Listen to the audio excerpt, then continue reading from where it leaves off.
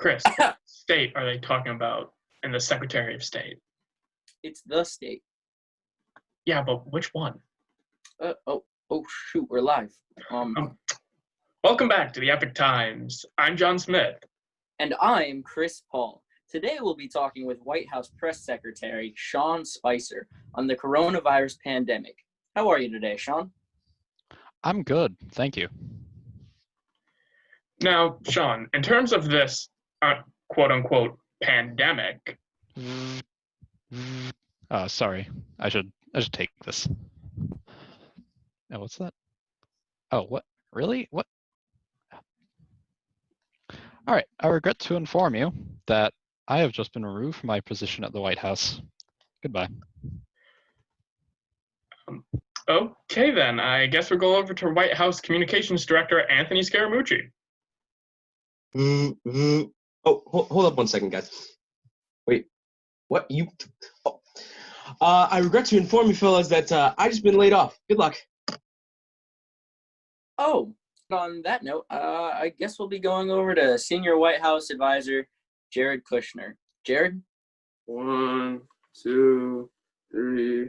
I'm sorry, Jared. Am I interrupting something? Oh, no. I'm just taking inventory of our very scarce stocks here at the White House. Okay, we have very little supplies left. Things are very tough in these trying times for our nation.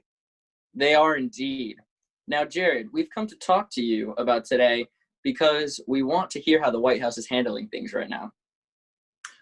We're handling things just beautifully here. All is going smoothly, and our leaders are really doing a great job. As you just saw, we are decreasing the amount of staff we are working here at the White House in order to practice proper social distancing. We really couldn't be handling this better. Wow, it really is quite impressive how this administration is handling such a chaotic crisis with such grace. I mean, the president's plan is so masterful, it's solving 3 problems at once, in addition to this pandemic. 3 problems? How is that even possible? Well, you see, Chris, President Trump's plan is set to deal with the aging crisis and future overpopulation and food shortages. It just shows you how proactive and hardworking this administration is, trying to solve 3 problems at once, in addition to already dealing with this crisis. It's exactly what I say when those leftists start bashing our President Trump. His plan is to reduce spending on Social Security and Medicare is amazing because there will be less elderly people at the end of the day, which will be at less of a deficit after this pandemic as well, which also means that your taxes go down.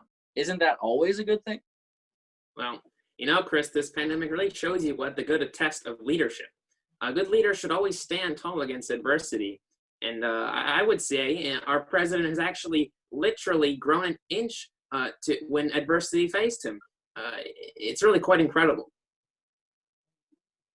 Well, this is exactly why President Trump is such an amazing leader. Well, thank you, Jared. Very cool.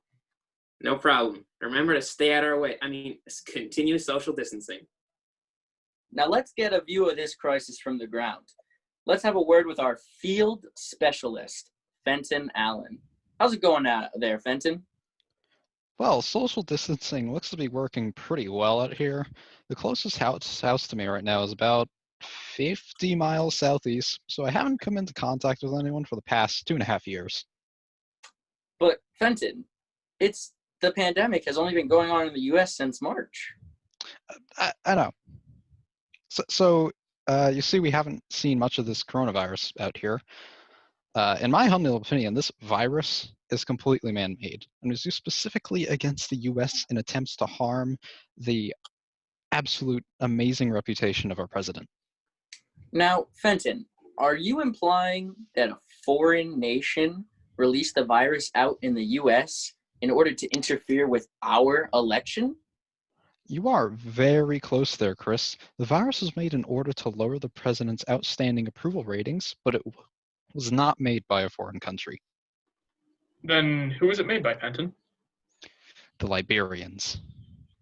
That, if I'm not mistaken, that is a country. No, the librarians. Do you mean The liberals, by chance? Exactly. The Liberaces. That's exactly what I was thinking. Those liberals, are so intimidated by President Trump's power and might that they just needed to take him down in artificially manner to beat him. Yeah, that dastard Nancy Pelosi concocted this virus up in her basement, and then all those legumes out there started spreading it through those fear-mongering news stations, telling everyone that they're all gonna die. But out here on the ground, nothing's going on. No one's dying. It's all fake news. All the people who are dying are just paid actors. Well, thank you, Fenton, for your incredible analysis of this situation. This has been the Epic Times. I'm John Smith. And I'm Chris Paul. Remember to tune in with us for Radical Recap with Carl Tuckerson and hear the tale of President Trump's heroism as he stepped outside earlier this week.